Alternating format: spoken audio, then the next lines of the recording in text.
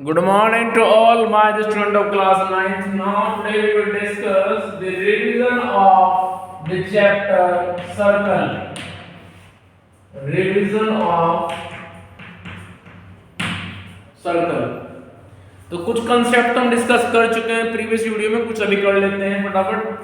कल हमने इसका जो बेसिक है टर्म्स है जैसे कि आर्क्स, सेगमेंट, सेक्टर वो सब डिस्कस किया था, आप देख सकते हैं प्रीवियस वीडियो में, ठीक है।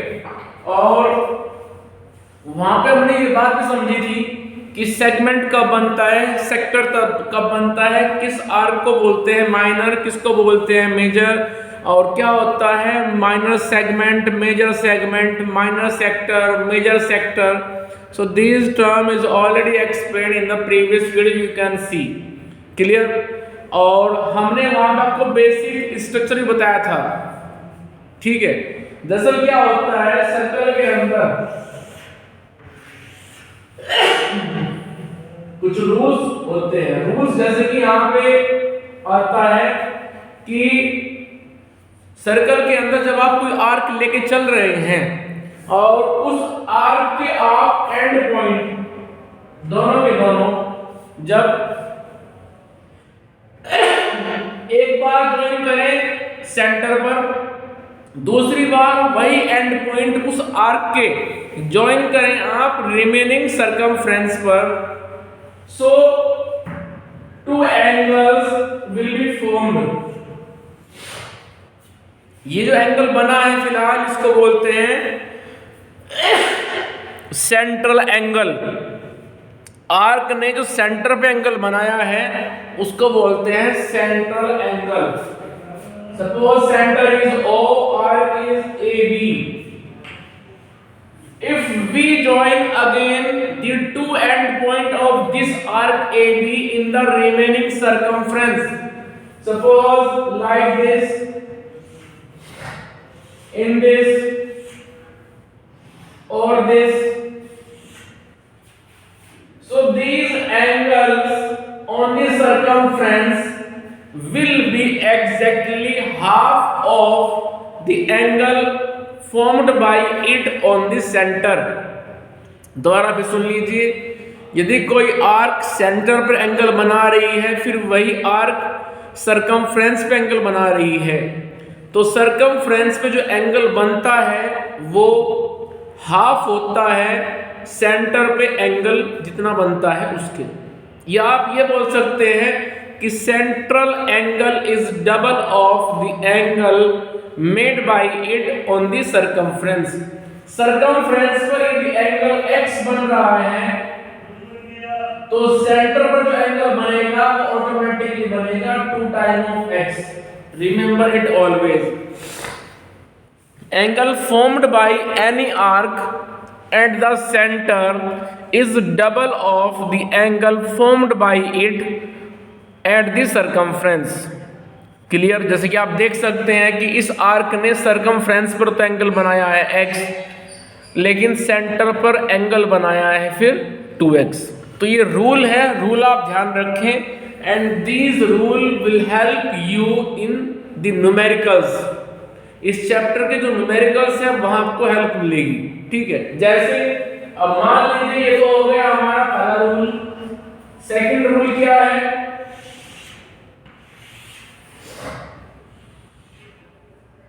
सेकंड रूल ये है कि यदि आप एक सर्कल बना रहे हैं और उस सर्कल में आपने एक आर्क ली और आप उस आर्क के दोनों एंड पॉइंट ज्वाइन कर रहे हैं सेम सेगमेंट में, लाइक दिस और दिस और दिस और दिस, तो ये जितने भी एंगल बनेंगे ये सब के सब अपने आप में इक्वल होंगे। It means rule number 2 is angle formed by any arc in the same segment is always equal to each other. Angle formed by any arc in the same segment is always equal to each other. These angles will be equal to each other. Clear, ठीक है। तो चलिए मैं पहले picture rough कर देता हूं, आप जल्दी से ले लीजिए स्क्रीनशॉट, फिर हम डिस्कस करते हैं नेक्स्ट रूल।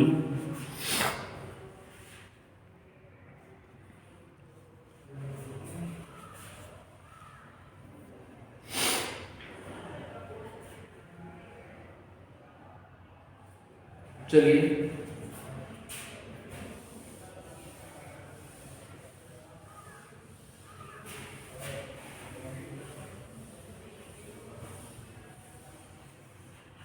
नेक्स्ट रूल ये होता है, rule number 3, if we have a circle like this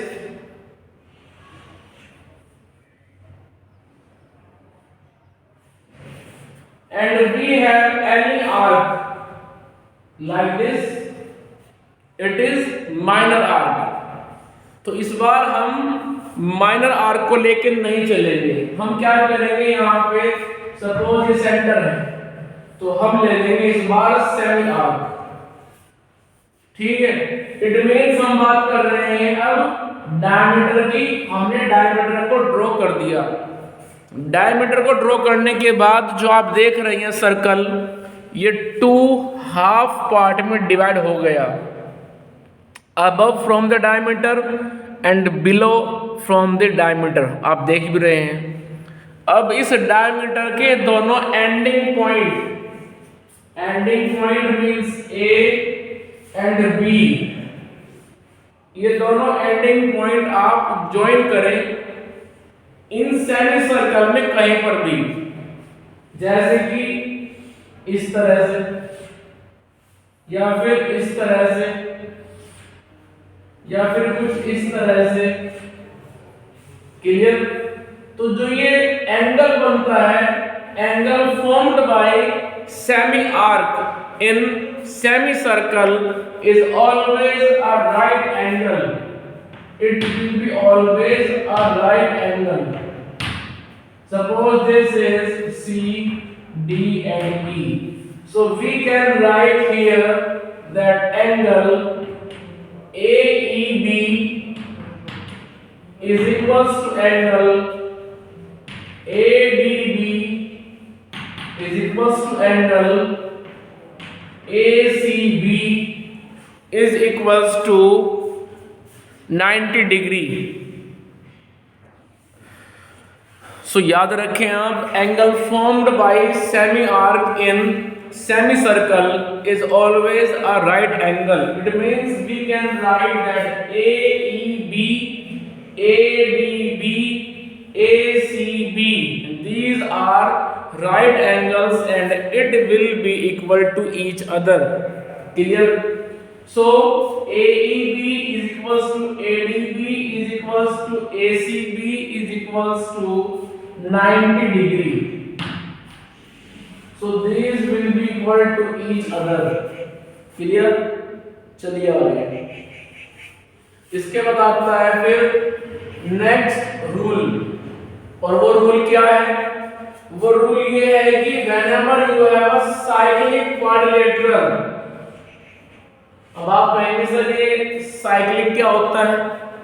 A quadrilateral is said to be cyclic whenever its 4 vertex lies on the boundary, lies at the circumference of the circle। So such type of quadrilateral is said to be a cyclic quadrilateral, like this।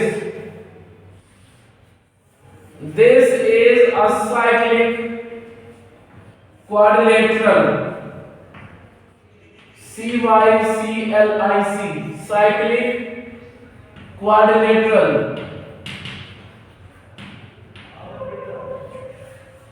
So a quadrilateral ABCD is said to be cyclic quadrilateral only when its 4 vertex lies at the boundary, lies at the circumference of the circle।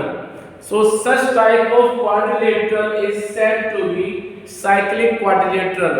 And remember the property of this cyclic quadrilateral, which is the opposite angles, sum of the opposite angles is always 180. It means we can write that angle A plus angle C is equals to 180,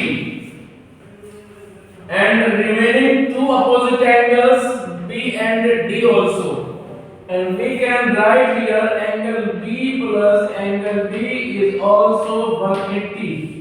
So in this way we have these two opposite angles in such a way that sum of these two is always 180.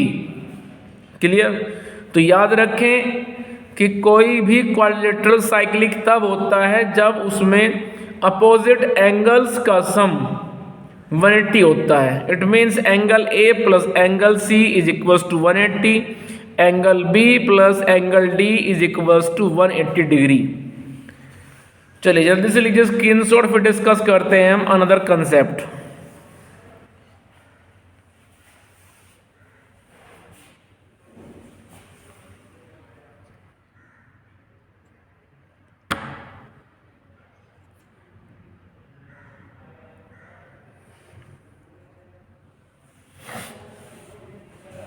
चलिए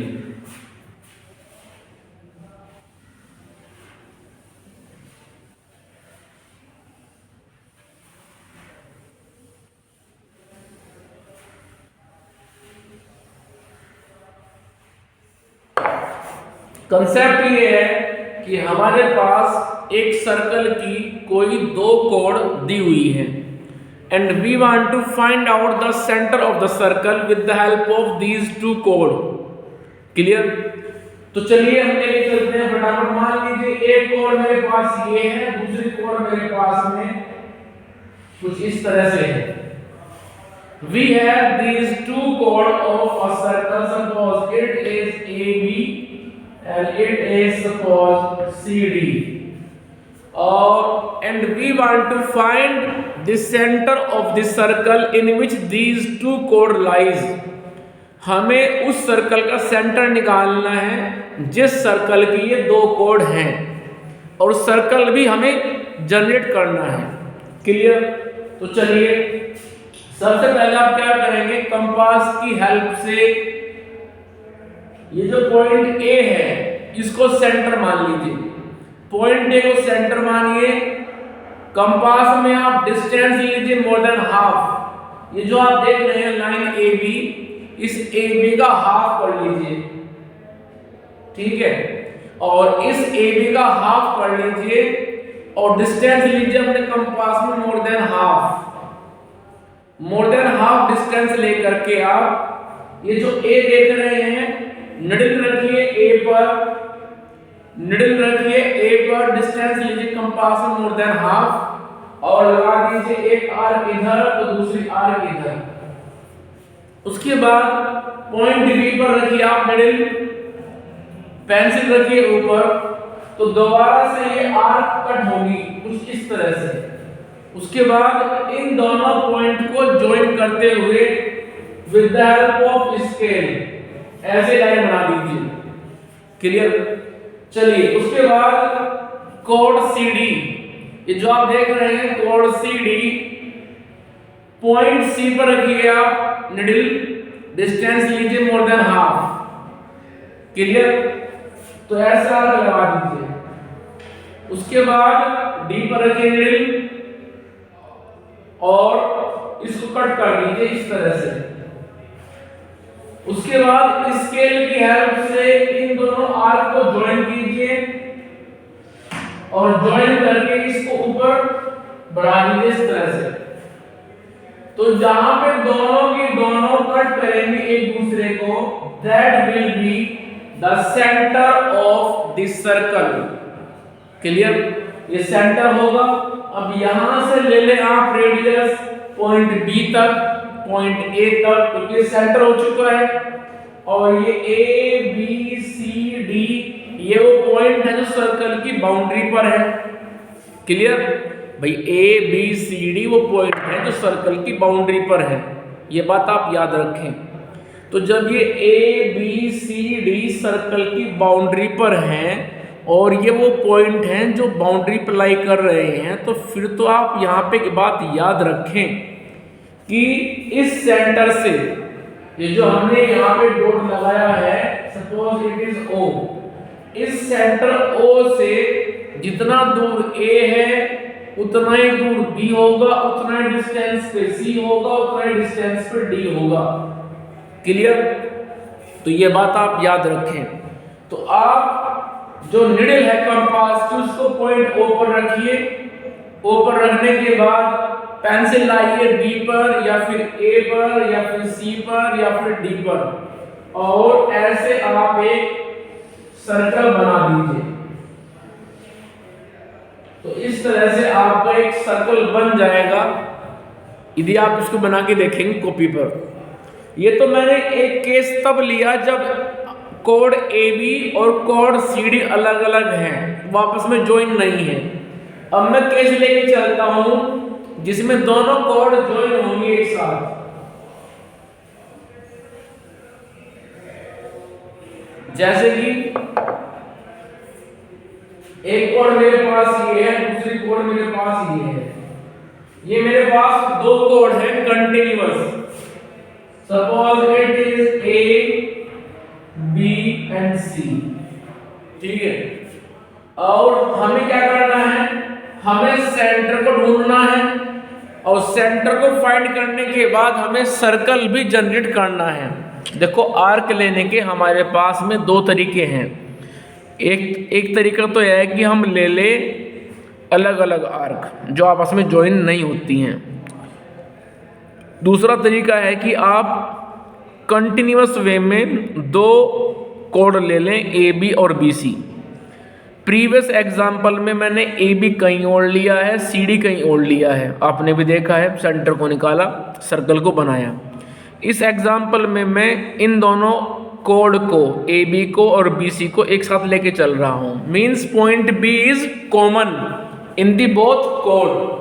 तो procedure वही रहेगा जो पहले था। Procedure क्या है, we have to draw perpendicular bisector of both the code.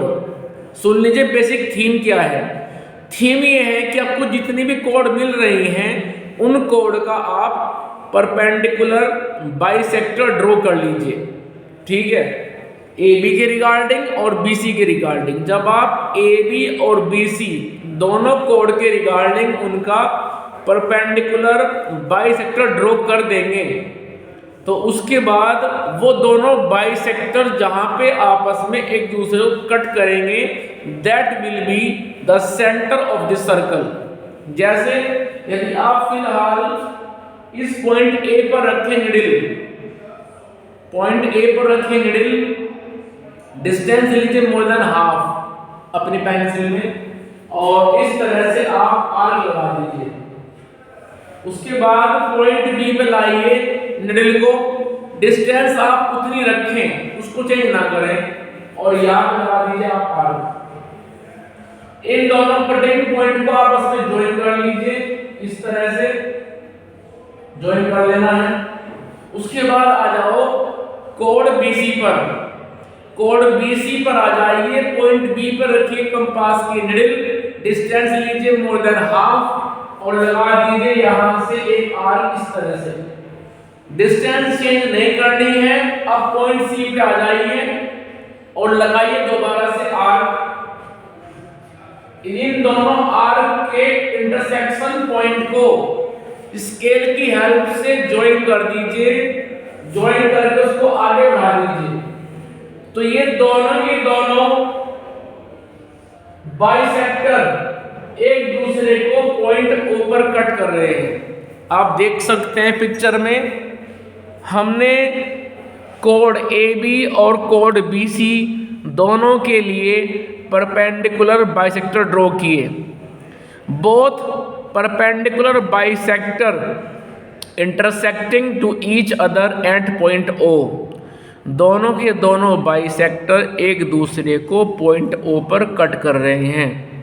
ठीक है, so point O is the centre of this circle. तो अब आप क्या करेंगे, पॉइंट O को सेंटर मानते हुए पॉइंट O पर रखिए आप कंपास की निडल। पेंसिल आप ए तक लेकर के जाओ या फिर बी तक लेकर के जाओ या फिर सी तक लेकर के जाओ, it means O A, O B, O C, these are the radius of this circle, remember it, O A, O B, O C, these distance will be equal to each other. तो point O को आप centre लें, ओ से आप distance ले ए तक या फिर बी तक या फिर सी तक और बना दे एक circle. Clear?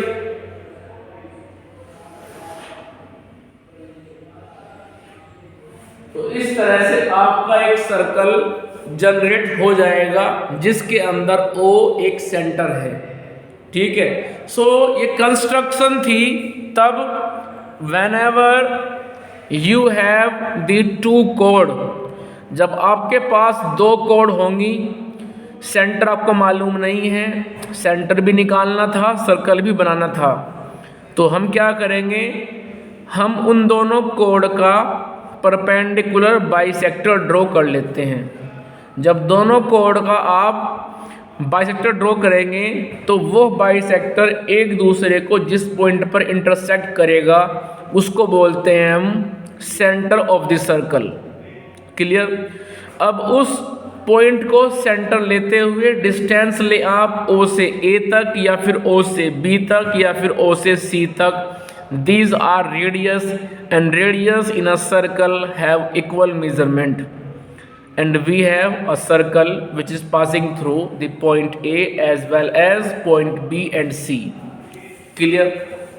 So this concept has been finished.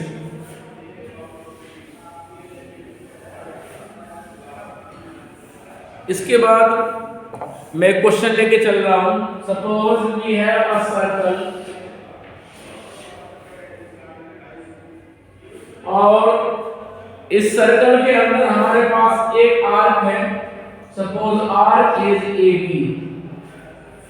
इस आर्क में सेंटर पर बनाया, इस तरह से ले लीजिए, suppose it is point C.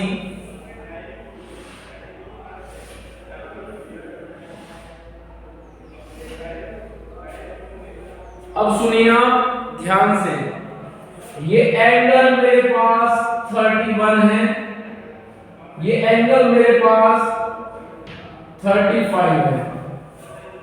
Means arc A B के हमने दो पार्ट कर दिए। एक आर्क हो गई ए से सी तक जिसने सेंटर पे एंगल बनाया 31, दूसरी आर्क हो गई सी से बी तक जिसने सेंटर पे एंगल बनाया 35। But we want to find out the angle A D B, हमें ये एंगल निकालना है। उसके बाद हमें ए ई बी ये एंगल भी निकालना है। ठीक है, तो हमें जो एंगल निकालना है वो हो गया A E B as well as A D B.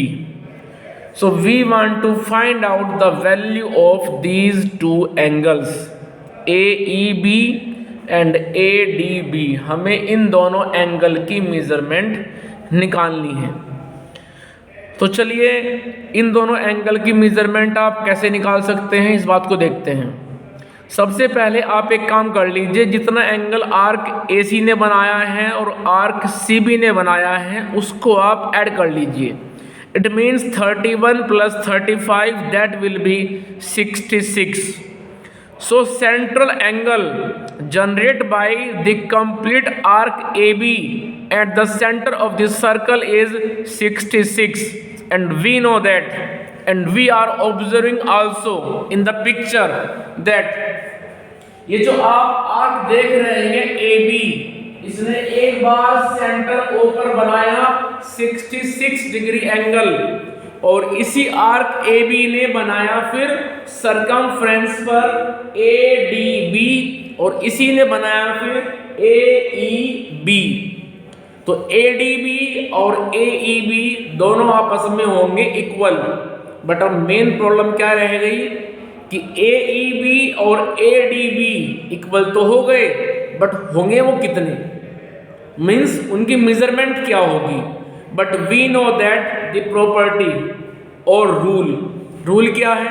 Angle formed by any arc at the centre will be double of angle formed by that arc at the circumference. कोई आर्क सेंटर पे angle बना रही है, फिर वही arc circumference पे angle बना रही है, तो जो एंगल बनता है सेंटर पर वो एंगल सर्कमफ्रेंस पर बनने वाले एंगल का डबल होता है। यदि ये एंगल 30 बन रहा है तो फिर 60 ये बनता है, यदि ये 40 बन रहा है तो फिर ये 80 बनेगा। सुनना है कुछ? अब ये बन रहा है 66। भाई इसी बात को हम ऐसे भी कह सकते हैं कि जितना एंगल सेंटर में बनता है उसका हाफ बनता है सर्कमफ्रेंस पर। तो जब ये बन रहा है 66, तो 66 का आप हाफ कर दीजिए। It means angle ADB as well as angle AEB will be 33 degree. We can write it here that AOB is equals to AOC plus COB. AOC means 31, COB means 35, result is 66 degree. So angle AOB is 66 degree. Now angle ADB will be equals to angle AEB equals to half of angle AOB. So this will be half of AOB is 66. So it will be 33 degree. Clear? So AOB हो गया 33 degree. सो इस तरह से आप अपनी जो numericals हैं, जो प्रॉब्लम्स हैं, उनको सोल्व कर सकते हैं, लेकिन कंसेप्ट जब आपको याद होगा तब। रूल्स एंड कंसेप्ट दोनों आपके दिमाग के अंदर होना चाहिए whenever you want to solve any numerical problem like this picture. Clear? तो रूल्स आपको मैंने सारे समझा दिए, सब कुछ बता दिया है। तो आप अपनी बुक में जो एक्सरसाइज है उनको सॉल्व करें।